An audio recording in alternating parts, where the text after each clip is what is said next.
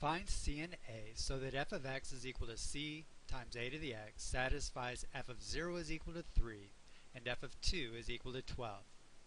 Let's start with f of 0 is equal to 3. To evaluate f of 0 means to substitute 0 for x in our formula. So we're going to put 0 in place of x and then simplify. We get c times a to the 0 is equal to 3.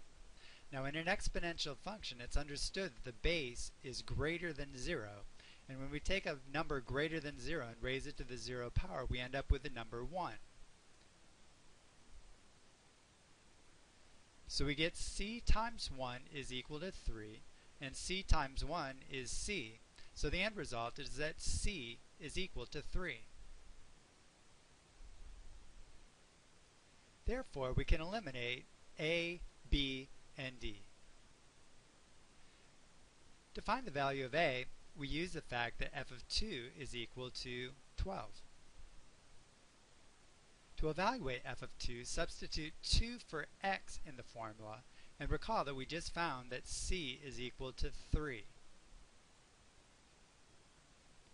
We get 3 times a squared is equal to 12. To solve for a, we first of all undo the multiplication by dividing both sides by 3. We get a squared is equal to 4. To solve for a, we take the square root of both sides. That tells us that a is equal to negative 2, or a is equal to positive 2. Well, because our function is an exponential function, the base has to be positive, so we reject a is equal to negative 2 and keep a is equal to positive 2. So our correct answer is C. C is equal to 3 and a is equal to 2.